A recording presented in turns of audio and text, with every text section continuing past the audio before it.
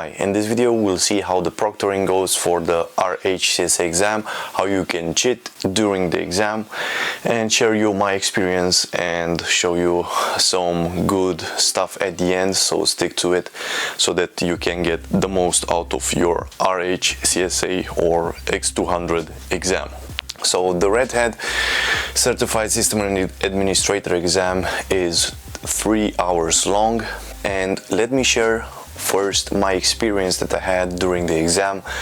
So during the exam, being 3 hours long, you can take a 10-minute break every 1 hour of the exam. So that means basically you can go to the toilet, but the timer will not stop for your exam. So if you are 10 minutes in, you go to the toilet, stay 10 minutes at the toilet, you are already 20 minutes in the exam. So take that into consideration if you plan to do this. In my case, I struggled, as I said in another video on this channel about the questions from the exam.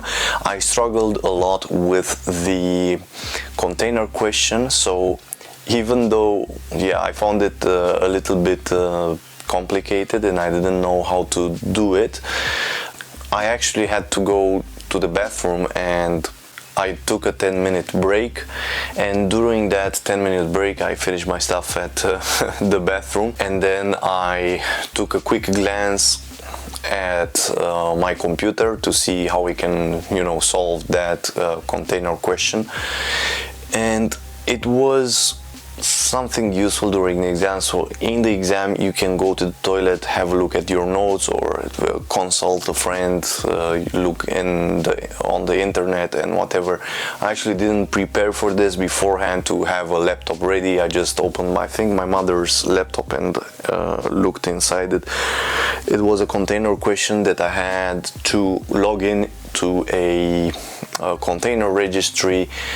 It was actually described in the first part of the exam, so you get like a brief overview of all the passwords, all the sites that you need to access, but I kind of forgot about it because it was in the middle of the exam and I had to go back, and then I saw, I had to log in, but they don't really give you the login command. So thankfully I found it on the internet, but at the end of the day they gave me 0 points for the question because I couldn't get the container to run for the user. So I think that was a mistake on my behalf because I thought I prepared for it, but then I got some errors. I didn't know how to solve them, and I managed to get 0% on those questions.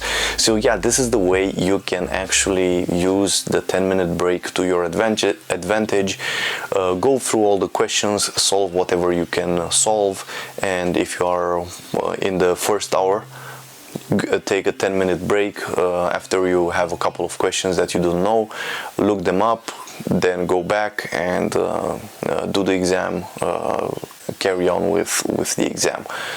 Also, if you go to the second hour, you can take another 10-minute break, and so on and so forth till the third hour, when you can take your last 10-minute break. Also keep in mind that if you take this exam a lot later than the time of this video, like when this video was posted, also take into the consideration that the rules might have been changed.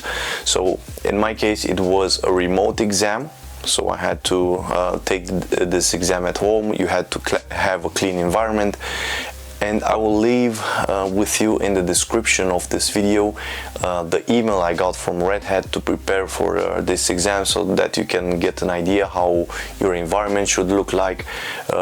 You also have to use, if you use a laptop, you have to use a wired mouse with it, or if you don't want a mouse, you can just use the keyboard and the trackpad. No Mac proprietary chips are allowed, so M1, M2, M3, M4 and so on are not supported. Only Intel chips on Macs are supported on the application. You have to create a boot image, boot it from your USB stick and run the Linux environment in that. So yeah, this was my experience. You have to prepare a little bit for the proctoring exam itself a little bit, so that you have a clean room, you don't have any distractions, nobody's going to disturb you during the exam, and prepare your mouse, wired mouse, if you plan to use an external mouse. So wireless mice are not allowed. Also, if you want to use an external keyboard, you have to close the lid of your laptop and also bring an external screen. Other than that, you also need a 1 meter external web camera that you will put somewhere, I don't know, at somewhere here, so that they can see also your face and the keyboard and your hands on the mouse, so that they can see literally everything. So from that point of view, if you plan on making a a note to take it into the exam, it will not work, because they are pretty strict, they can see everything. So you shouldn't really try to go that route to look at your notes or at your phone and stuff like that. You have to put the phone on the side, put it on silent. Mine actually rang, it was on vibrate and rang during the exam for a very long time, because a package was coming to my house and the delivery man was calling my phone. So yeah, this was my experience. That's all I had to share with you. You will find in the description the preparation email I got to prepare for this exam. I thought I'd make a short video about the proctoring itself. I made another video, I will post that in the description as well, about the exam itself, what it contains.